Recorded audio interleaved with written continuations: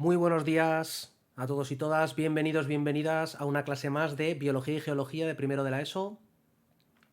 Hoy vamos a comenzar con el tema 6, el de los animales vertebrados. Ya hemos estado viendo los animales invertebrados. Dentro de este reino de los animales nos queda este grupo, el de los animales vertebrados, que sin duda son los animales pues que mejor conocemos, los que tenemos más próximos, los que siempre nos acordamos de ellos. Cuando tenemos que hablar de los animales nos vienen a la cabeza pues los animales domésticos, las mascotas, etcétera.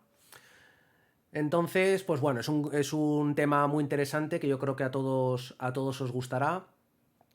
Y para representarlo, bueno, pues como portada he elegido esta imagen que ya habéis visto, la de el esqueleto gigantesco de una ballena que hay en el Museo de Historia Natural de Londres,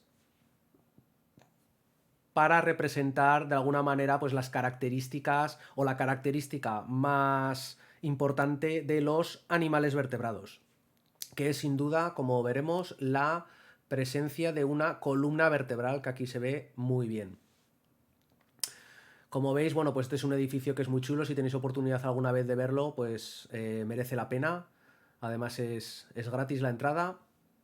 Ya veis que es un edificio que recuerda a las películas de Harry Potter, si las habéis visto, o más bien las películas intentan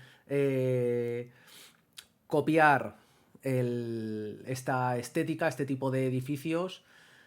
Y bueno, pues en la escalinata hay una estatua presidiendo este salón principal, esta entrada del museo, que no sé si se aprecia bien, pero es la estatua de Darwin, como uno, ¿verdad?, de los padres de la evolución, de la teoría de la evolución de las especies. Sin más, vamos a empezar. Hoy vamos a ver las características generales y en las siguientes clases lo que iremos viendo son cuáles son las características de cada uno de los grupos de vertebrados. Bien. Entonces, simplemente para centrar pues, ¿dónde se encuentra? ¿Dónde se encuentra el grupo de los vertebrados? Un grupo pues, que es muy importante también porque nosotros pertenecemos a ese grupo, ¿verdad? Entonces, pues si nosotros estamos incluidos ahí, pues nos parece muy, muy importante. Pero ya veis que dentro de todos los animales, los vertebrados no dejan de ser un grupo más.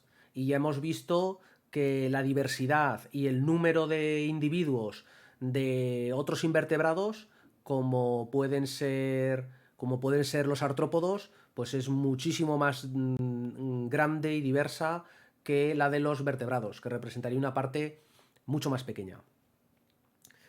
Entonces, bueno, pues ya veis aquí están todos los poríferos, los nidarios, los grupos de gusanos, luego tendríamos los moluscos, artrópodos, equinodermos y, por último, el grupo de los vertebrados.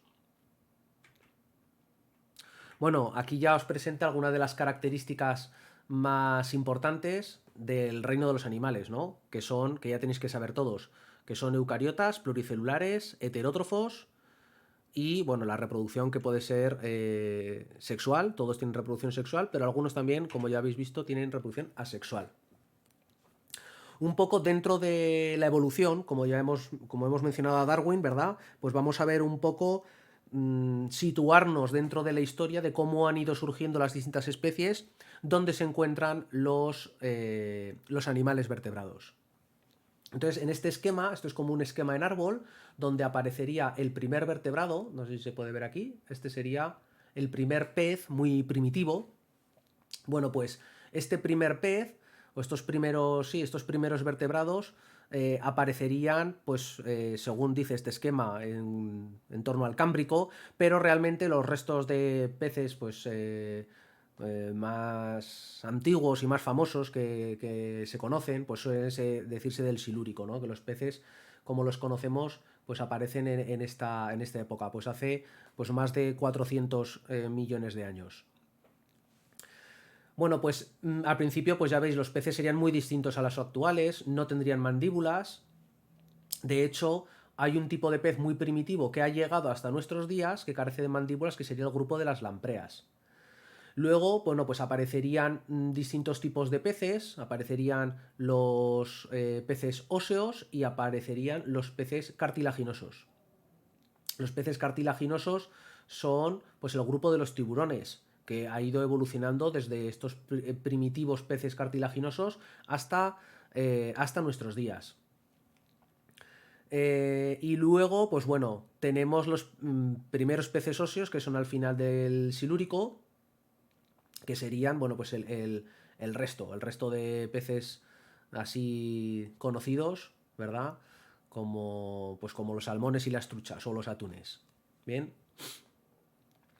Continuamos. Bueno, pues lo primero que aparecen, ya hemos visto que son los peces. Luego aparecerían los primeros tetrápodos. Los primeros tetrápodos serían, pues eso, aquellos que tienen 4 patas, ¿no? Y, y de aquí, de un tipo especial de peces que son los peces pulmonados, aparecerían los primeros anfibios, ¿no? Digamos que esta es la rama de un grupo de peces que dará lugar a los peces pulmonados. Bueno, pues un ancestro común a ellos es el que dará lugar a los tetrápodos, ya lo hemos dicho, animales de 4 patas. Y el primer grupo en aparecer serán los anfibios, que serán, pues eso, vertebrados que abandonan el medio acuático, aunque no del todo, pero digamos que viven en zonas terrestres siempre relacionados o siempre asociados todavía con el agua. Necesitan el agua sobre todo de cara a la reproducción, pero también mucha humedad ambiental. Entonces, bueno, aparecen los anfibios. Los anfibios los tendríamos por aquí, en torno al final del Devónico. Y el siguiente grupo, ya veis, la siguiente rama es la de los reptiles. Los reptiles aparecerían, pues seguramente en el Carbonífero. Y bueno, pues serían normalmente reptiles muy, muy pequeñitos, estos reptiles primitivos. Los reptiles irían desarrollándose mucho, ¿de acuerdo? Tanto es así, bueno, pues que en el Mesozoico aparecerían los famosos dinosaurios, ¿no? A partir del Triásico, estos reptiles se desarrollan muchísimo y aparecen estas formas de reptiles gigantescos que conocemos pues de las películas, ¿verdad? Bueno, pues de una rama que dio lugar a los reptiles, aparece otra rama que dio lugar también en el Mesozoico a los mamíferos. Ya veis, aquí al final del Triásico aparecen, junto con los dinosaurios que también aparecen en el Triásico, bueno, pues aparecerían los primeros mamíferos. Estos mamíferos serían muy pequeñitos y no tienen, pues, no son como muchos mamíferos que pensamos ahora, que son mucho más grandes. Entonces, vemos que habría pequeños mamíferos y que convivirían, ¿verdad? Entre, pues, en la época de los dinosaurios. Bien, al final del Mesozoico hay un grupo de dinosaurios que se parecerían a los velociraptores. Si habéis visto Parque Jurásico, bueno, pues de algún tipo de estos velociraptores evolucionarían y aparecerían las primeras aves. Por eso veis aquí en el gráfico como de los reptiles hay una rama que llega hasta nuestros días, pero surge dentro del grupo de los reptiles, aparece una rama que irá evolucionando hasta dar lugar a las aves, a toda la diversidad de aves que conocemos en la actualidad. Entonces, como veis, las aves aparecieron después de que apareciesen los mamíferos. Los mamíferos son más antiguos. ¿Qué ocurre? Bueno, pues que al final del Mesozoico, digamos, cuando termina el Cretácico, aquí se extinguen, hace 65 millones de años se extinguen los dinosaurios. Esta rama que había evolucionado, las aves, perduran, ¿de acuerdo? Y los mamíferos, que en principio pues eran más o menos chiquititos, que vivían un poco desapercibidos, pasaban desapercibidos, bueno, pues al desaparecer los dinosaurios por este gran, bueno, pues por múltiples circunstancias, ¿no? Además del meteorito. Desaparecen los dinosaurios y entonces los mamíferos durante el terciario comienzan a desarrollarse mucho. Ocupan el lugar de los dinosaurios, por así decirlo, y aparecen los grandes mamíferos, pues como el tigre de dientes de sable, el mamut, elefantes, rinocerontes, grandes mamíferos que son los que dominan este periodo hasta prácticamente la actualidad. Ya veis, por aquí aparecerían, aquí se separarían la rama o los ancestros de los chimpancés y la rama que daría a los orangutanes, o sea, perdón, a los o sea, grandes simios, chimpancés, gorilas, bonobos, orangutanes. Bueno, pues los chimpancés son los más parecidos a nosotros y de ahí surgirían los ancestros o los de los seres humanos. ¿De acuerdo? Por aquí. Luego ya veis cómo los seres humanos pues hemos aparecido hace muy poquito, hace pues poco más de 1 millón de años prácticamente, durante el Cuaternario. Bueno, pues aquí tenéis un resumen, no hace falta que os lo sepáis, pero que os vayan sonando y un poco tener claro cómo han ido apareciendo los distintos grupos de vertebrados a lo largo de la historia del planeta. Bien, bueno, pues dentro de los animales vertebrados vamos a pasar a ver sus características. Ya podéis imaginar que aquí ya hemos nombrado los grupos de vertebrados, que hay una gran variedad. Tienen muy poco que ver un atún con un pato con una rana o con un ser humano. Luego ya veis que va a haber bastante diversidad de formas y de características. Pero en general todos ellos se agrupan en el mismo taxón, como es el filo de los cordados, porque presentan una columna vertebral. Ya lo hemos dicho, que es la característica principal. Todos los vertebrados van a tener un esqueleto interno, y no solo esqueleto interno, sino que este esqueleto tiene que tener esta columna vertebral formado por estos huesecillos más pequeños que se llaman vértebras, que recorre su cuerpo. Entonces, otros invertebrados ya hemos visto que también pueden tener algún tipo de esqueleto interno, pero los vertebrados solo los vertebrados tienen esta columna vertebral. Bueno, pues eso. La principal característica, la columna vertebral que forma parte de un esqueleto interno. ¿Qué características tienen, además de este endoesqueleto o esqueleto interno? Bueno, pues su cuerpo está dividido en 3 partes: cabeza, tronco y cola. En la imagen del caballo yo creo que es bastante obvio. La cabeza, la parte anterior. Luego tendríamos el tronco, que sería la parte media, y una cola, que sería la parte posterior. Luego poseen también extremidades articuladas. Ya veremos que dependiendo de las especies esto puede verse modificado, se pueden modificar y hay una gran variedad de extremidades e incluso algunos que las han perdido. Pero en general se puede decir que poseen extremidades articuladas, especializadas para muchos tipos de locomoción, para cazar, para nadar, hay gran diversidad. Además es importante que tienen un sistema nervioso muy desarrollado. Ya había algunos invertebrados que tenían órganos de los sentidos y que tenían sistema nervioso. Ya habíamos visto pues desde las antenas sensitivas, los ojos compuestos de los insectos y habíamos visto, por ejemplo, los cefalópodos pues que tenían no solamente ojos, sino que un grado de inteligencia bastante elevado, por así decirlo, ¿no? Depredadores activos que responden a un montón de estímulos y que incluso, pues bueno, pues pueden escapar de laberintos o pueden abrir botes.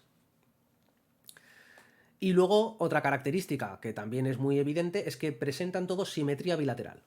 Bien, simetría bilateral, ahora veremos un ejemplo. Todos acordáis, 2 tipos de simetría principales: la simetría radial, en la que todos los planos de simetría se cortan en un mismo punto, hay varios planos de simetría que se cortan en un punto, y la simetría bilateral, en la que, por ejemplo, este pingüino, si lo cortamos por este plano de aquí, tenemos 2 imágenes muy similares, una al lado de cada plano. Eso es lo que se conoce como simetría bilateral y que tienen todos los vertebrados. Hemos dicho que el cuerpo está dividido en 3 partes. En este cocodrilo está claro la cabeza, el tronco la parte media y luego la cola, que sería la parte posterior.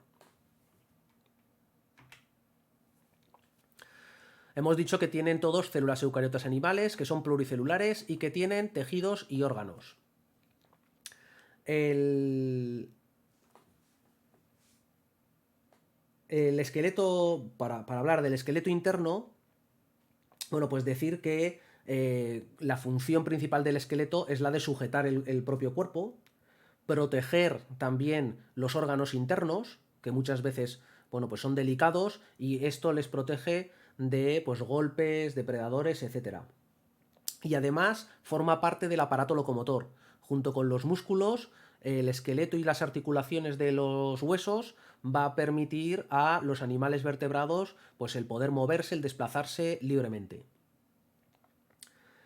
La columna vertebral es muy importante porque, además de ser un eje que sujeta, que une muchas partes del esqueleto, casi todas las partes del esqueleto, sirve de... Está articulado, lo cual mediante vértebras, lo cual le permite, pues, mucha capacidad de movimiento, y protege, que era lo que quería decir, un cordón nervioso que recorre todo el cuerpo de los vertebrados y que se llama médula espinal.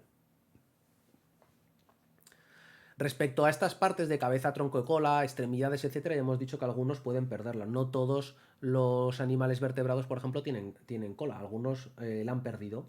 Pero evolutivamente proceden todos de este mismo grupo.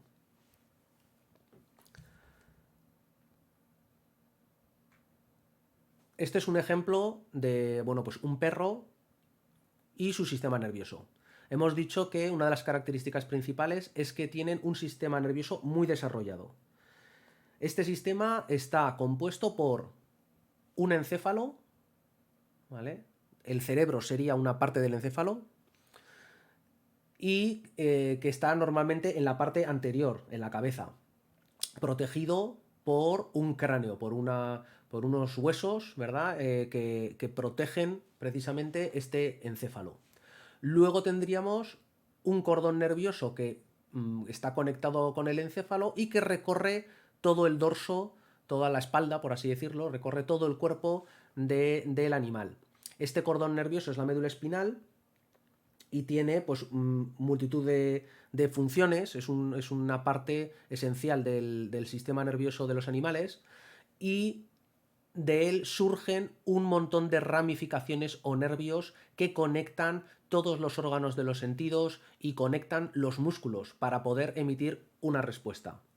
Por lo tanto, este perro puede olfatear y puede ver y escuchar y tiene tacto y gusto, ¿verdad? Bueno, pues todos estos órganos de los sentidos están conectados con el cerebro, que va a notar los cambios que hay a su alrededor y va a emitir una respuesta. Esta respuesta, que puede ser, por ejemplo, el acercarse al alimento o el salir corriendo de un peligro, se va a transmitir esta respuesta nerviosa a través de los nervios, va a llegar a los músculos, que son los que van a permitir, pues, que se contraigan o no, estos muevan el esqueleto y puedan emitir esa respuesta.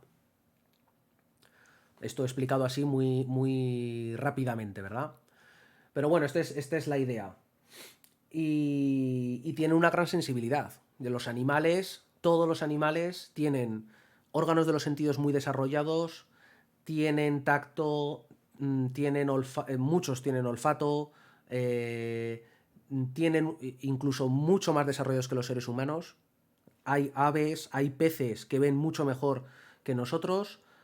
Los perros huelen miles de veces mejor que nosotros, su olfato está muy desarrollado, ya lo sabéis por los perros policía, ¿verdad? O que ayudan a los bomberos a rescatar tanto personas como detectar explosivos, por ejemplo. Y el oído también está mucho más desarrollado en algunos de los animales. Luego ya veis la gran sensibilidad que tienen estos organismos. Además de un cierto grado de inteligencia, muchas veces muy, muy importante, ¿de acuerdo? No tan desarrollado como los seres humanos. Los seres humanos somos un grupo de vertebrados que pertenecemos al grupo de los grandes simios y que, pues, nuestra inteligencia es mayor que las de otros animales. Sin embargo, pues bueno, la sensibilidad, yo os digo que algunos animales la tienen mucho más desarrollada. La capacidad de sentir, pues eso, sensaciones térmicas, dolorosas, por ejemplo, etcétera. Una cuestión que, aunque ya la hemos visto, yo creo que conviene recordar, es respecto al tipo de desarrollo embrionario, podemos distinguir tres tipos. Uno serían los ovíparos, aquellos en los que las crías se desarrollan en el interior de huevos que la hembra pone, como por ejemplo los peces o las tortugas. La hembra pone los huevos, o las aves, las gallinas, ¿no? Las hembras ponen los huevos en el exterior y es en el exterior, dentro de ese huevo, donde se termina de desarrollar el embrión. Bien. Luego tendríamos los vivíparos, en los que todo el desarrollo se realiza dentro del aparato reproductor de la hembra, ¿de acuerdo? Como pues, los mamíferos serían un ejemplo de ellos. Y luego estaría el caso intermedio, que sería el de los ovovivíparos, en el que las crías se desarrollan dentro de huevos, pero estos huevos, en lugar de ser puestos en el exterior, quedan dentro del aparato reproductor de la hembra. Por lo tanto, cuando eclosionan de los huevos, todavía están en el interior de la hembra y entonces nacen ya fuera del huevo, por así decirlo, ¿verdad? Bueno, pues esto sería el caso de los ovovivíparos, como algunos tiburones.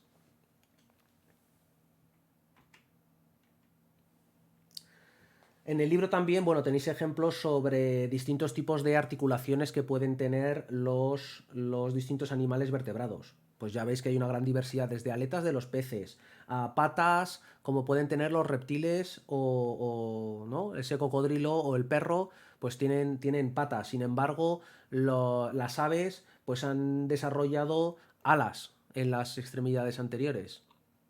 Entonces, bueno, ya veis que hay una gran diversidad adaptado a muchos tipos de formas de vida. En esta diapositiva os muestro los cinco grupos principales de vertebrados, que son, y que hay que saberse ya para siempre, muchos ya los sabéis desde el colegio, son los peces, como este pez payaso que os he puesto aquí, los anfibios, como esta rana, los reptiles, cocodrilo, camaleón, lagartija, vosotros elegís el que más os guste, ¿verdad? Como ejemplo. Los reptiles, luego tenemos las aves y los mamíferos, por último. He puesto el perro, pero puede haber puesto desde un chimpancé hasta, pues eso, un gato o un oso. Entonces, bueno, pues a partir de las próximas clases lo que iremos será viendo cada uno de estos grupos individualmente y viendo sus características, algunos ejemplos de ellos, qué formas de vida tienen, tipos de nutrición que os podéis imaginar que son de lo más variadas, desde herbívoros hasta carnívoros depredadores, pasando por carroñeros, granívoros y de cualquier tipo. Entonces, bueno, pues sin más, lo dejo aquí y como siempre, si tenéis alguna duda me podéis escribir por Moodle, por correo electrónico. Espero que os haya gustado la clase y nos vemos en el próximo vídeo, en la próxima lección. Hasta luego.